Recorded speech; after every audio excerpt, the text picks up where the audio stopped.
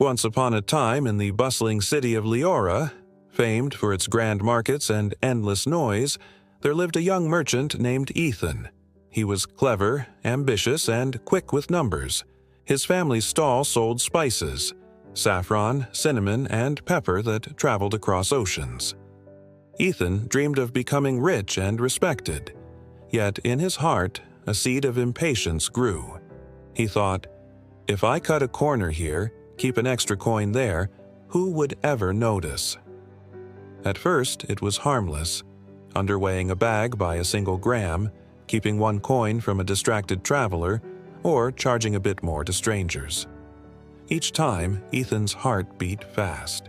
He looked around, afraid of being caught. But when nothing happened, he grew bolder. Soon, cheating became a habit, so subtle no one noticed. Or so he thought. One evening, as the market closed, Ethan noticed an old beggar sitting quietly by the fountain. His clothes were torn, his eyes weary, but his posture carried dignity. The beggar raised a hand. "Young man, could you spare a coin?" Ethan smirked. "Why should I give my hard-earned money to someone who doesn't work?" The beggar's eyes pierced him. "Do you know the true weight of a coin?" Ethan laughed. "A coin weighs almost nothing." The beggar shook his head. "You are wrong. A single coin can weigh as much as your soul." Ha ha ha. Confused and slightly disturbed, Ethan walked away. Yet the words stayed in his mind, echoing louder each day. Years passed. Ethan's stall grew into a shop, his shop into a warehouse. He became one of Leora's wealthiest merchants. His clothes were silk, his home filled with servants.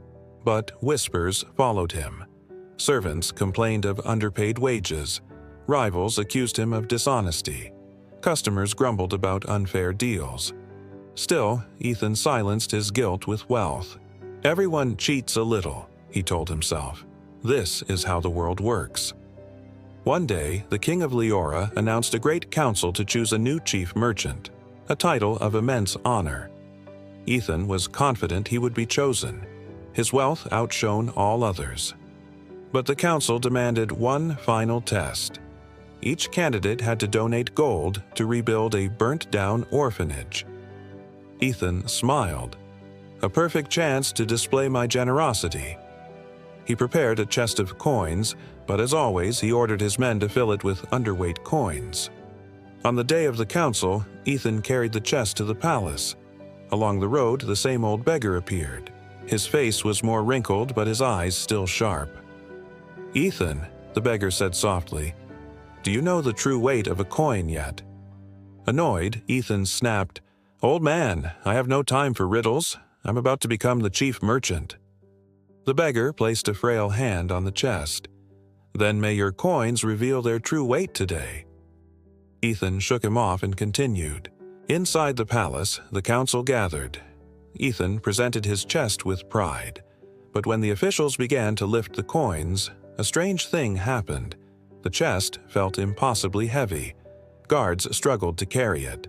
One by one, the counselors picked up the coins. Each coin seemed to weigh as much as a stone, pressing down on their hands, bending their arms. The king frowned. "What sorcery is this?" An elder counselor peered into Ethan's eyes.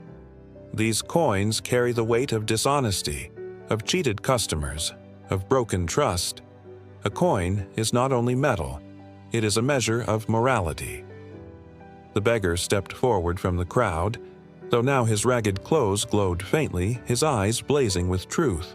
This man thought wealth was built on cunning, but his fortune is heavy with guilt. Ethan fell to his knees, trembling.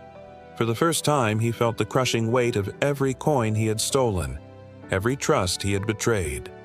The king declared, "You will not be chief merchant, but you are given a chance. Return what was stolen, rebuild trust, and perhaps you will lighten the burden of your soul." For months, Ethan worked tirelessly.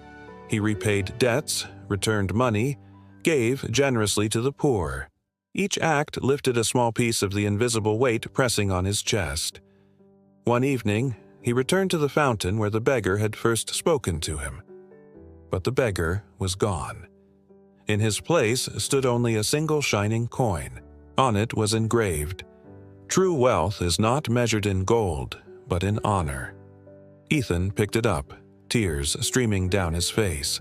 At last, he understood.